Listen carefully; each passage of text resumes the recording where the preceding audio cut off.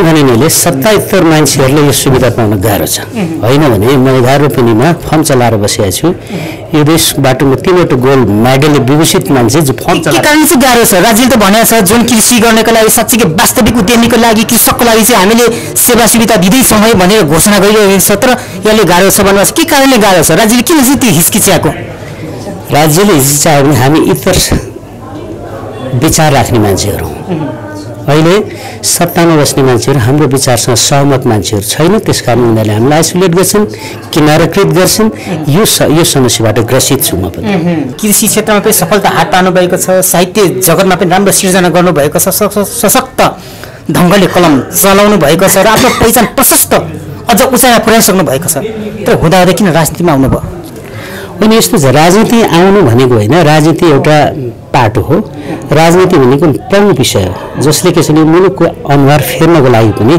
हरेक मान्छे तहर तबकाको मान्छेहरूको आवाज सुनाउन जानुको लागि आम मान्छेहरू हाम्रो म जस्तो राई थेप्से नाग भएको मैले एउटा कविता लेखेको छु राजेन्द्र राईले पोलेको सेकुवा भन्ने त्यसमा एउटा कथा छ सार के हो भने एउटा राईको छोरो जो चाहिँ नि अत्यन्त पढे लेखेको छ एकाडेमिक छ मास्टर्स गरेको छ डिग्री होल्डर छ तर उसले जागिर खोज्न जाँदाखेरि के छ भने उसको थेप्से नाग भएकोले के गर्छ जागिरबाट वञ्चित हुन्छ राजेन्द्र राईले पोलेको सेकुवा भन्ने कविता छ मेरो सार्वजनिक फिल्म भन्ने सङ्ग्रहमा छ हामीले आम मान्छेहरू मध्येमा सचेत मान्छेहरू अघि आउनुपर्छ भन्नेमा त्यहाँ चाहिँ मैले डिग्री होल्डर राईको छोरोले चाहिँ जागिर पाउँदैन सामान्य एउटा ब्राह्मणको छोरो जो चाहिँ ब्याचलर पनि कम्प्लिट गरेको छैन त्यस्तो मान्छे चाहिँ एकैचोटि चाहिँ के हुन्छ नासु भइसकेको हुन्छ कि त्यो नानी मैले के भन्छ यो यहाँको ब्राह्मणवादी इडियोलोजीको विरुद्धमा चाहिँ मैले एउटा त्यो लेखेको कविता के छ भने राजेन्द्र राईले पोलेको सानो भनौँ राजेन्द्र राई नभई भट्टराई भएको भए राजेन्द्र राई नभई भट्टराई भएको भए देशै पोल्थ्यो तर राजेन्द्र राई भएकोले देश पोल्नेबाट जोगिएको छ हामी राईको छोरा चाहिँ देश पोलेर यहाँ राजनीति गरेको होइन कि हामी चाहिँ देशका आम मान्छेहरू आम नागरिकहरूको हक अधिकार सुनिश्चित होस् भन्नको लागि म जस्तो एउटा सामान्य गीतकार म जस्तो एउटा सामान्य फार्मर चाहिँ राजनीतिमा आउनु पर्यो मनोरञ्जनको साथी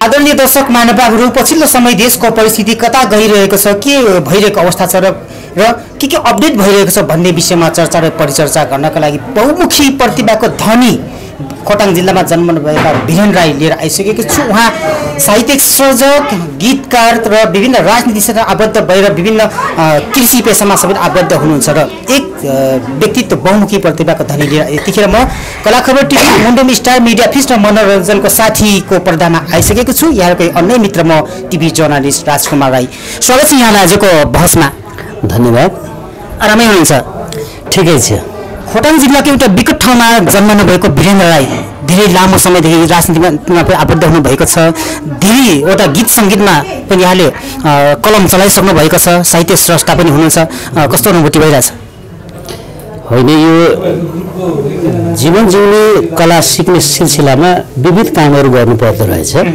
त्यसमध्येमा गरिएका कर्महरू तपाईँहरूले मूल्याङ्कन गर्दैनुहुन्छ त्यसको लागि म तपाईँहरूलाई धन्यवाद दिन चाहन्छु तपाईँ यति धेरै विधामा आबद्ध हुनुहुन्छ साहित्य जगत गीत सङ्गीत कृषि र राजनीति लगायतका विभिन्न क्षेत्रमा आबद्ध हुनुहुन्छ पहिलोचोटि कुन पेसामा तपाईँ आबद्ध हुनुभयो पेसागत रूपमा त अब त्यस्तो यही भन्ने थिएन हामी कृषिजन्य पेसाबाटै आएको हौँ हाम्रो पुर्ख्यौलीहरू जस्तो म के भन्न रुचाउँछु भने हामी किराँती हौँ किराँतीहरूले चाहिँ नि भस्ने खोरिया फाँडेरै चाहिँ नि हाम्रो आदिम पुरुषहरूले हाम्रो पुर्खाहरूलाई बचाएर आएको रहेछन् त्यसमा त्यही कृषि पेसाबाटै आएको हौँ कृषि पेसाबाट यात्रा गर्नुभएको छ के छ पहिले पनि कृषि पेसा अथवा अहिले पनि कृषि यात्रा पेसामा आबद्ध हुनुहुन्छ के छ अवस्था व्यावसायिक रूपले त अहिले भर्खर 2 वर्ष हो मैले कृषि सुरु गरेको कृषि फार्म स्टार्ट गरेको मैले साँखोमा 11 पनि जग्गामा कृषि फार्म चलाएर बसेको छु तर अब यो चाहिँ 2 वर्ष अगाडि हो त्योभन्दा अगाडि त म कृषकको रूपमा थिइनँ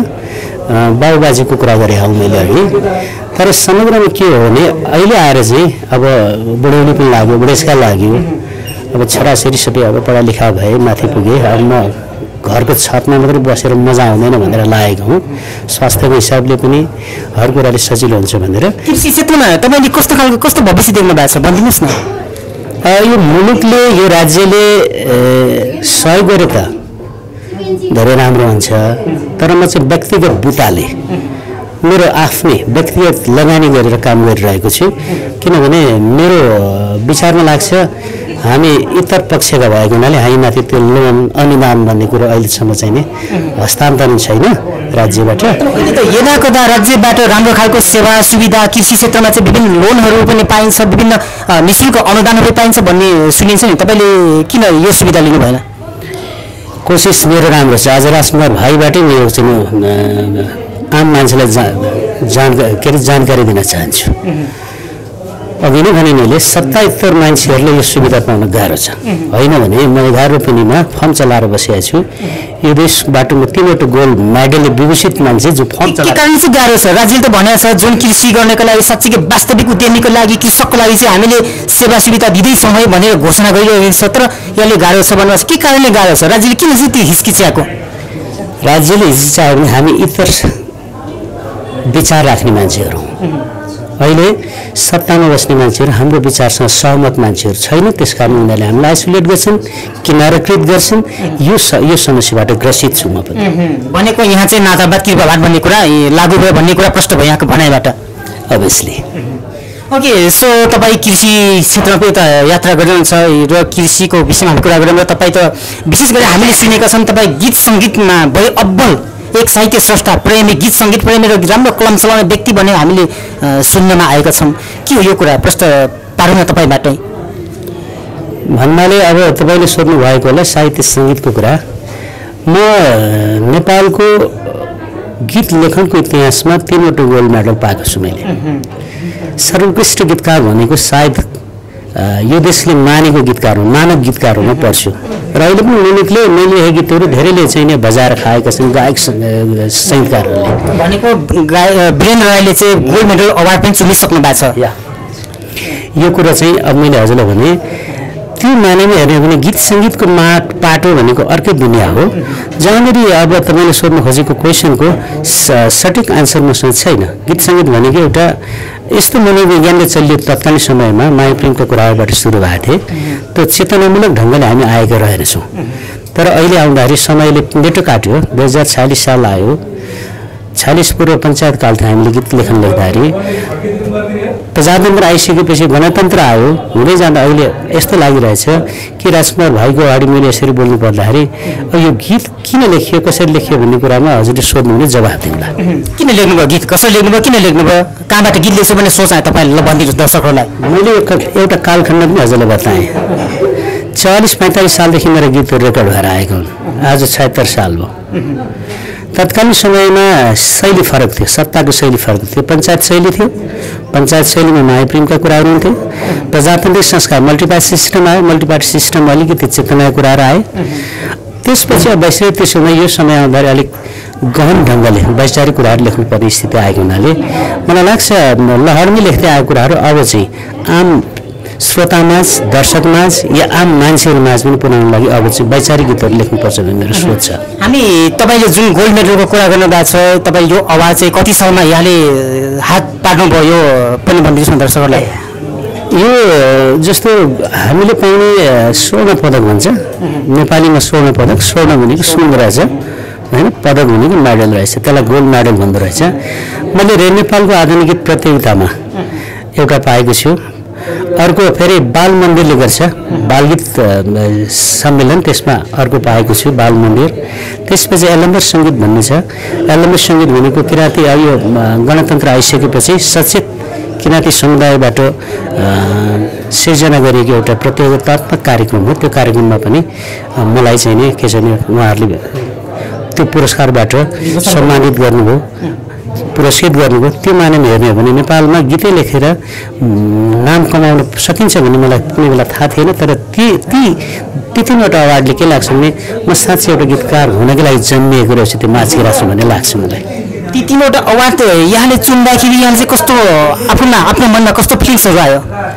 मैले अघि नै भने लहरमा लेख्न थालेको एउटा यो विधा थियो लहरमा लेखिएको विधालाई आम मान्छेहरू भन्दा माथि उठ्ने माध्यम बन्छ भन्ने मैले सोचेको थिइनँ तर आज लाग्दैछ जस्तो तपाईँले यही अन्तर्वार्ता लिइरहनु भएको छ मलाई लाग्छ तपाईँहरू मेरो भेट यो पहिलो हो योभन्दा अगाडि आउनु भेट थिएन होला।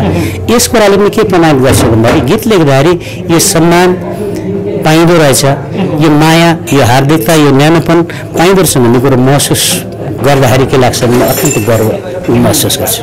यहाँले भन्नुभएको छ 2045 सालबाट यहाँले सशक्त रूपमा कलम चलाउँदै आउनुभएको छ। लगभग यहाँले 4 दशक यो यात्रामा पार गरिसक्नु भएको छ। गर्दै गर्दाखेरि यहाँले कति सयवटामा चाहिँ गीतमा यहाँले कलम चलाउनु भयो अहिलेसम्म? इन टोटल अहिलेसम्म मैले लेखेर आएका गीतहरू 750 भन्दा माथि छन्। रेकर्डको हिसाबले 450 भन्दा माथि नै गइसकेका छन्। र जस्तो कृति मेरो हिरिम्पा गीत सङ्ग्रह निस्किएको छ 62 सालमा। त्यसपछि सादाङ्गी फुल भन्ने कवितासँग निस्किएको छ। अहिले भर्खरै पनि निकाल्न आँटिरहेको छ एउटा गीत सङ्ग्रह संस्करण कृति। अल्बमहरू 2-3 निस्किएको छ। अल्बममा सल्लेरी बनपहरू भन्ने एउटा लोकदोहोरी छ, अर्को गीतको महल भन्ने एउटा आधुनिक गीत सङ्ग्रह भनौँ के अरे एल्बम छ। यो मानेमा हेर्ने भने लगभग 750 भन्दा बढीको गीतहरूको क्रिएटर। 750 भन्दा माथि अब यहाँले गीतमा चाहिँ यहाँले सशक्त रूपमा ढङ्गले कलम चलाउनु भएको छ। त्यो मध्येमा सबैभन्दा राम्रो आफै उत्कृष्ट लागेका अथवा वीरेन्द्र राई बने चिनाउने यहाँको सृजना चाहिँ कुन होला? यो त मैले भने एउटा विविध कालखण्डमा 3.5 दशकको इतिहासमा मैले लेखेका गीतहरूको चाहिँ नि फिचर फरक ढङ्गले आएको छ। पञ्चायत कालको पिरियडमा हामीले विचारको कुरा लेख्न पाइँदैन थियो। प्रजातान्त्रिक कालमा आउँदाखेरि विचारको कुरा लेख्न खोजेर पनि केही कुराहरू अब गौण रूपमा रह्यो होला। यो गणतान्त्रिक कालमा आएर चाहिँ अहिले विचारपरक गीतहरू लेख्नुपर्ने हुन्छ र लेखिरहेका छौँ। लेखिएको मध्येमा अब कुन प्रिय भन्ने कुरा भन्दा पनि पञ्चायत कालको पृष्ठभूमि लेखेको मैले म मरेको पल तिमी डोली चढ्नु, हर सास झार्दै रोए जस्तो गर्नु भन्ने गीत बहुत चर्चित थियो। यहाँको जुन सिउरीको चिल्लो पात भन्ने गीत पनि चर्चामा आएको छ नि, यो गीत चाहिँ कति सालमा यहाँले लेख्नु भएको? त्यो चाहिँ प्रजातान्त्रिक, त्यो चाहिँ भनेको 50 सालमा रेकर्ड भएको हो, 51 मा रिलिज भएको। त्यो चाहिँ प्रजातान्त्रिक कालमा आयो। प्रजातान्त्रिक कालमा आइसकेको समय थियो। त्यसपछि अब गणतन्त्र आयो। गणतन्त्र चाहिँ यो टाइपको गीत लेखिरहेको छ अहिले। जस्तो यो जुन साहित्यिक जगतमा गीत सङ्गीतको क्षेत्रमा यति राम्रा गीतहरू लेखेर कलम चलाएर गीत ल्याउनु भएको छ, यहाँको गीत चाहिँ कसले गाउनु भएको छ? चर्चित गायक गायिकाहरूको नाम पनि भन्दै राम्रो हुन्थ्यो। सबैभन्दा चर्चित गीतमा मरेको पल गाउने आज नेपालको बहुत चर्चित सङ्गीतकार सुरेश अधिकारी, जसले आफैले चाहिँ नि सङ्गीत पनि गरेका छ र उसैले गाएको हो म मरेको पल भन्ने। एम्बराल, राजेश पायलको अस्ति तपाईँले युट्युबमै हेर्नुभयो होला। उनीहरूले चाहिँ संयुक्त एउटा इन्टरभ्यू दिएका छन्। कुनै बेलामा उनीहरू वीरेन्द्र राई जहाँबाट चाहिँ नि अब गीत सङ्गीतमा लागे पनि उनीहरूमा उनीहरू जुनियर भएर मैले दिएको सहयोग, मैले दिएको साथ, उनीहरूसँग पैसा आउँदैन त्यो गोजीमा। पैसा नभएपछि उनीहरूलाई दुःख हुन्थ्यो। त्यो बेलामा के छ भने मबाट पैसा लिएर चाहिँ नि उनीहरू गीत रेकर्ड गर्थे। बिहान आएर बेलुका जान्थे मेरोमा आएर। अनि त्यस्तो अवस्थामा उनीहरू पैसा नहुँदा वीरेन्द्र राईले सहयोग गरेका छ भनेर चाहिँ एम्बराल र राजेश पायलले बिचमा यो अनलाइन दिएको छ। त्यो हिसाबले हेर्ने हो भने तत्कालीन समयमा ती भाइहरूलाई पनि मैले गीत गाउन लागेको थिएँ र आज बहुत चर्चित छन् एम्बराल, सुरेश अधिकारी, राजेश पायल। अब उदय सोताङजी मनिला सोताङ र उदय सोताङ दार्जिलिङबाट आउनु भएको थियो रहेछ। बुनु मुकार्जीले होइन एउटा राम्रो गायक छ, उनले एउटा गीत तिमीले लेख्नु पर्यो कवि भनेर भन्दाखेरि मैले हुन्छ दाइ भने। त्यो बेला लेखिएको गीत पनि छ, जस्तो झुकिए कि पहिले कतै देखे जस्तो लाग्यो, रोधी घरमै तिमीले बाटो छेके जस्तो लाग्यो भन्ने गीत त्यो मैले उसलाई 49 सालतिर चाहिँ लेखिदिएको गीत हो। यो मानेमा हेर्ने भने आजको जाने माने गायकहरू एम्बराल, राजेश पायल, सुरेश अधिकारी, उदय सोताङ अहिलेको पिरियडमा उनीहरू त्यो लेभलमा पुगेका छन्। उनीहरूको ब्रेकसँग लेख्ने मान्छे हुँ म तत्कालीन समय 50 को दशकमा। अहिले आएर हामी त रेवात राईदेखि लिएर दुनियाँ छन्। अब यही नभनौँ, मैले भनिहालेँ स्मरण 600-700 गीत लेख्ने मध्येमा रेकर्डकै हिसाबले 450 मा आएको छु मैले। कति गायक गायकको नामै म थाहा पाउँदैन किनकि अनगिन्ती यहाँले गीत ल्याउनु भएको छ आम दर्शक श्रोता माझमा। र यहाँले गर्दै गर्दाखेरि तपाईँले सशक्त रूपमा कलम पनि चलाउनु भएको छ। गर्दै गर्दाखेरि एउटा साहित्यिक स्रष्टाले गीतकारले चाहिँ सृजना गर्दै गर्दाखेरि ध्यान दिनुपर्ने कुरा चाहिँ के होला? होइन, मैले अघि नै भने अब एउटा स्रष्टा भनेको पहिले लहरमा लेख्दाखेरि जे पनि लेख्दो रहेछ, तर समयले मान्छेलाई निखार्दै लाने सिलसिलामा विचारपरक कुराहरू पनि प्रेजेन्ट गर्नु पर्दो रहेछ भन्ने लाग्दाखेरि अहिले के छ भने आफूसँग भएका मरण चासे भावुकता मात्र नभएर विचारपरक गीतहरू पनि लेख्दाखेरि राम्रो हुन्छ कि भन्ने लागेको छ। जसको उदाहरण अहिले म दिउँ, जस्तो म माछ किराँतको एउटा बासी नै तपाईँको सोलुको हुनुहुँदो रहेछ। जस्तो म के चाहन्छु भन्दा अहिले किराँत बस्तीमा म किराँती भएको नाताले आफै भएर एउटा लेखेको गीत यस्तो टाइपको कुनै बेला माया प्रेमको गीत लेखियो होला, लेखियो, त्यसले हामीलाई आइडेन्टिटी दियो र आज यो ठाउँमा आइपुग्यो। तर अब विचारपरक कुराहरू राख्नुपर्छ भन्ने हिसाबमा मैले एउटा आदिम समयलाई, आदिम पात्र जो रैछाकुले भन्ने एउटा पात्र छ, तायामा र खियामको चाहिँ नि माइती हो रैछाकुले, त्यो किराँत किम्बदन्ती अनुसार त्यसमा एउटा केन्द्रित रहेर लेखेको एउटा गीत छ। त्यसको शब्दमा एक स्थायी र एक अन्तरा सुनाउन चाहन्छु।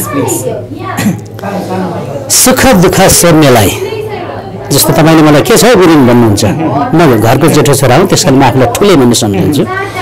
सुख दुःख सोध्नेलाई सलाम ठुलेको, सुख दुःख सोध्नेलाई सलाम ठुलेको वंशमा किराँत पुत्र रैछाकुले। स्मरण रहोस्, रैछाकुले भनेको तायामा खियामको माइती। सुख दुःख सोध्नेलाई सलाम ठुलेको वंशमा किराँत पुत्र रैछाकुलेको। पुर्खा मेरा प्रकृतिका, तपाईँ हाम्रो पुर्खा त्यस्तै हुन् नि, पुर्खा मेरा प्रकृतिका गर्थे आराधना, पसिनाले उब्जाउँथे रे त्यही मुठी माना, ऐँचो पैँचो त्यही मानामा सृष्टि खुलेको वंशमा किराँत पुत्र रैछाकुलेको।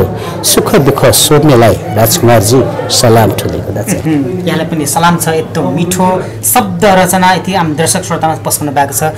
र तपाईँ कृषि क्षेत्रबाट यात्रा गर्दै तपाईँ गीत सङ्गीतदेखिमा र विभिन्न साहित्यिक विधामा कलम सशक्त ढङ्गले चलाउँदै अगाडि बढ्दै आउनुभएको छ। त्यसपछि तपाईँ फेरि राजनीतिमा समेत आबद्ध हुनुभएको छ। 3टा विधा अँगाल्नु भएको छ। कुन विधाबाट आफैले चाहिँ चिनाउन चाहनुहुन्छ? अनि यस्तो छ, राजनीति भने विचारपरक कुरा हो, साहित्य भनेको मनगढन्त लहरमा लेखिने कुरा हो भनेर मैले अघि नै भने। तर अहिले साहित्य पनि त्यसरी लेखिनुहुन्न भन्ने लागेको छ। अब मैले विधागत रूपमा चाहिँ राजनीति भनेको चाहिँ विचारै हो। विचार किनभने हिजो पञ्चायतकालीन समयमा हाम्रा बाबुबाजे काकाहरू हुँदै मैले पनि भएको पिनाको हिसाब गर्ने हो भने हामी त्यो ठाउँमा रहँदाखेरि हामी एउटा दलितै थियौँ। आज प्रजातन्त्रपछि आएर यो चाहिँ गणतान्त्रिक समयमा अलिकति दलित होइन, अलिक प्रजा हुँदैछौँ कि भन्ने लागेको छ। यो मानेमा पनि हामीले के बुझ्नु पर्यो भने राजनीतिबाट सचेत नहुने मान्छे, नागरिक जो छ त्यो आम मात्रै हुन्छ कि अलग त हुनु पर्यो नि। तपाईँ विभिन्न यसरी कृषि क्षेत्रमा पनि सफलता हात पार्नु भएको छ, साहित्य जगतमा पनि राम्रो सिर्जना गर्नुभएको छ, सशक्त ढङ्गले कलम चलाउनु भएको छ र आफ्नो पहिचान प्रशस्त अझ उचाइमा पुर्याइसक्नु भएको छ। तर हुँदाहुँदै किन राजनीतिमा आउनुभयो? अनि यस्तो छ, राजनीति आउनु भनेको होइन, राजनीति एउटा पाटो हो। राजनीति भनेको प्रमुख विषय हो जसले कसैले मुलुकको अनुहार फेर्नको लागि पनि हरेक मान्छे, तह र तबकाको मान्छेहरूको आवाज सुनाउन जानुको लागि आम मान्छेहरू, हाम्रो म जस्तो राई थेप्से नाग भएको, मैले एउटा कविता लेखेको छु, राजेन्द्र राईले पोलेको सेकुवा भन्ने। त्यसमा एउटा कथा छ, सार के हो भने एउटा राईको छोरो जो चाहिँ अत्यन्त पढे लेखेको छ, एकाडेमिक छ, मास्टर्स गरेको छ, डिग्री होल्डर छ, तर उसले जागिर खोज्न जाँदाखेरि के छ भने उसको थेप्चे नाक भएकोले के गर्छ, जागिरबाट वञ्चित हुन्छ। राजेन्द्र राईले पोलेको सेकुवा भन्ने कविता छ, मेरो साबेनी फुल भन्ने सङ्ग्रहमा छ है। तर त्यो मान्छे सेकुवा पल्छ। सेकुवा भनेको बङ्गुरको 180 रुपियाँ केजीले बेच्थ्यो, शान्तिनगर अहिले पनि त्यो सेकुवा पसल छ है। एकजना भाइ हुनुहुन्छ खोक्सुङ खम्बु भन्ने, उहाँ पनि एउटा लेखक हो। उसले चाहिँ किराँत म्युजियम बनाइरहेको छ माथि खोटाङमै। उसले मलाई चाहिँ चिम्बो चिन्तन भन्ने एउटा प्रोग्राम राखेको थियो। चिम्बो चिन्तन अन्तर्गत हामी जसराज किराँती, भोपाल राई, म श्रवण मुकारणलाई त्यो रयानमा उत्तराएको छ, त्यो सिडी बिल बनाएको छ, यो याखा कार्यक्रममा बनाएको थियो। त्यो भाइले पनि अक्सर के भन्छ भने त्यो राजेन्द्र राईले पोलेको सेकुवा भन्ने कविताको बारेमा भन्छ कि हामीले आम मान्छेहरू मध्येमा सचेत मान्छेहरू अघि आउनुपर्छ भन्नेमा। त्यहाँ चाहिँ मैले डिग्री होल्डर राईको छोरोले चाहिँ जागिर पाउँदैन, सामान्य एउटा ब्राह्मणको छोरो जो चाहिँ ब्याचलर पनि कम्प्लिट गरेको छैन, त्यस्तो मान्छे चाहिँ एकैचोटि चाहिँ के हुन्छ नासु भइसकेको हुन्छ कि। त्यो नानी मैले के भन्छ, यो यहाँको ब्राह्मणवादी इडियोलोजीको विरुद्धमा चाहिँ मैले एउटा त्यो लेखेको कविता के छ भने राजेन्द्र राईले पोलेको सानो भनौँ, राजेन्द्र राई नभई भट्टराई भएको भए, राजेन्द्र राई नभई भट्टराई भएको भए देशै पोल्थ्यो, तर राजेन्द्र राई भएकोले देश पोल्नेबाट जोगिएको छ। हामी राईका छोरा चाहिँ देश पोलेर यहाँ राजनीति गरेको होइन कि, हामी चाहिँ देशका आम मान्छेहरू आम नागरिकहरूको हक अधिकार सुनिश्चित होस् भन्नको लागि म जस्तो एउटा सामान्य गीतकार म जस्तो एउटा सामान्य फार्मर चाहिँ राजनीतिमा आउनु पर्यो यहाँलाई जाहेर गरेँ। ओके, सो हामी लगभग अब प्रसङ्गको हामी अन्तिम चरणमा छौँ र जाँदै तपाईँ कति सालमा राजनीतिमा आउनु भएर यतिखेर कुन पार्टीमा आबद्ध हुनुहुन्छ र पार्टीको कुन सङ्गठनमा हुनुहुन्छ यो पनि दर्शकलाई प्रश्न पारिदिनुहोस् न। राजनीतिक रूपले अब हजुर कति वर्ष हुनु मलाई थाहा भएन। म लगभग नेपाल लयर क्याम्पसमा एडमिट हुँदाखेरि नेपाल कम्युनिस्ट पार्टी माओवादीको चाहिँ नाम थिएन, तर त्यो बेलामा काङ्ग्रेस र एमाले भन्थ्यो। त्यहाँको चाहिँ नि नेपाल ल क्याम्पसमा म एउटा सामान्य सभ्यको सदस्य थिएँ। त्यो 40-42 सालको कुरा हो। त्यसो हुँदै गइसकेपछि अन्ततोगत जनवादी आन्दोलन आउँदाखेरि म यही भ्यालीको मोर्चाबाट किराँत मोर्चाबाट काठमाडौँ कमान्डको इन्चार्ज भएँ। त्यसपछि अनि पछि फेरि प्रचण्डजी र वैद्यजीहरू फाटे। अनि वैद्यजी हुँदाखेरि म फेरि भ्याली कमान्डकै इन्चार्ज भएँ। त्यसपछि विप्लव कमरेडसँग फेरि वैद्य र विप्लव फाटे। देवजी अनि देवगुरु बादलजीहरू उता प्रचण्डसँग लागे। प्रचण्डसँग लागिसकेपछि हामी फेरि वैद्य के अरे चन्दसँग लाग्यो। चन्दसँग लाग्यो उपत्यका बिग्रेको नेवाराजीको म इन्चार्ज भएर काम गरेँ। त्यसपछि फेरि वैद्यजीहरू अनि र प्रचण्डजीहरू चन्द्रजीहरू आफ्नो ठाउँमा लागिसकेपछि हामीलाई पनि के भन्छ सुरक्षित जस्तो महसुस भएन र हामी केन्द्रमै रह्यौँ। प्रचण्डजी अब ओलीजीसँग गएर टाँसिए। त्यसपछि चुपाएर बसेका थियौँ र अहिले फेरि हामी नेपाल कम्युनिस्ट पार्टी माओवादीको चाहिँ केन्द्रमै अहिले म त्यसको देशभक्त लेखक प्रगतिशील लेखक सङ्घको अहिले म केन्द्रीय अध्यक्ष छु र यही हैसियतमा अहिलेसम्म काम गरिरहेको छु। म एकाडेमिक फाँट हेरेर बसिरहेको छु। के छ राजनीतिक क्रान्तिले जुन एउटा परिवर्तन ल्याउँछ त देशमा? अवश्य ल्याउँछ। राजनीति थिएन भने पञ्चायत ढल्दैन थियो, प्रजातन्त्र आउँदैन थियो र गणतन्त्र आउँदैन थियो। राजनीति बिना पोलिटिक्स यो मुलुकमा कुनै पनि मान्छेको जीवन स्तरको बढावा हुनेवाला छैन। त्यस कारणले राजनीति गर्न जरुरी छ।